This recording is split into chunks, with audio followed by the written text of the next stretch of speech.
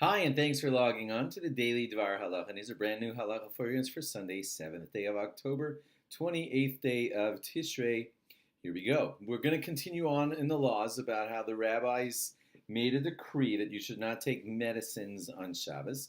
That came from the fear that, a rabbinic decree, that maybe somebody would grind up their own medicines on Shabbos, and grinding is a work that you're not allowed to do on Shabbos, so they prohibited it.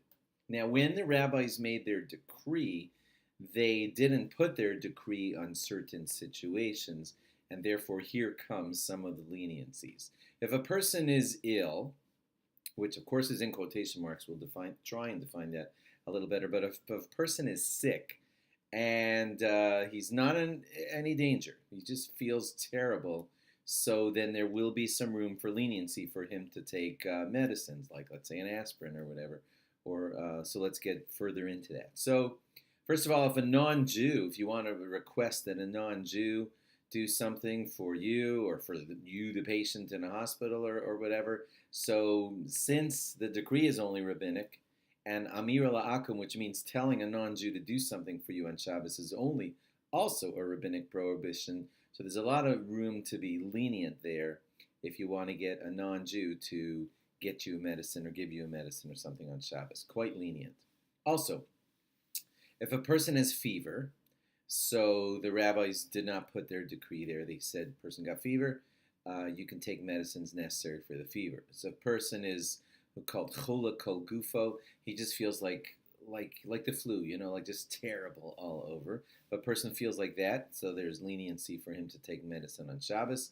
Or if it's just the kind of thing that a person feels like lying down, then totally just from weakness or whatever, then he can also take medicine on Shabbos. Again, it's not that we're just wiping away the law because, well, I need to lie down, so forget the law. It doesn't work like that.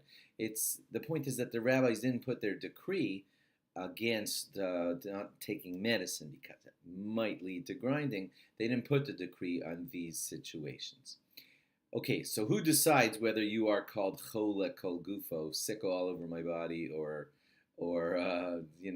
So generally, you are allowed to decide it for yourself. Okay, you can say, I don't know exactly what chola kol gufo means, sick all over my body, but I just feel like achy pain, chills, and whatever. If you feel like that, you are allowed to decide for yourself. I'm in that category where I feel like I need to take medicine because I feel like I have to lie down. Even though maybe your threshold for pain is, kind of low and other people would be considering it no big deal. If it's for you, something that's making you feel sick all over, then there is leniency for you to take medicine on Shabbos. You don't have to be strict on yourself. Young children were also excluded from this decree, and in the case of a young child whose needs are kind of strong to keep him well, so the rabbis lifted it and said, well, the young child can take medicine. What's called young, you're asking? So the rabbis debate that. Some say it's 3 years old and under, some say it's 6 years old and under, and some say it's even 9 years old and under. So you'd have to speak to your rabbi about, I got an 8-year-old, says his throat hurts, can I be giving him this and this? So there's room to be lenient for a child under 9, according to some rabbis. Speak to your rabbi about, how you should handle that. You got an 8-year-old with something that you might find out after Shabbos was strep or wasn't strep, So could they be taking something? Speak to your rabbi about that kind of situation. Okay, the big question that you're probably all wondering is, hello, I don't grind medicine. I don't know anybody that grinds medicine anymore. And making medicine anyway is so incredibly complicated these days. Why are the rabbis still fearful that I'm going to go out and grind up some roots and make my medicine? I'm not going to do that in this day and age. So should the decree be lifted now?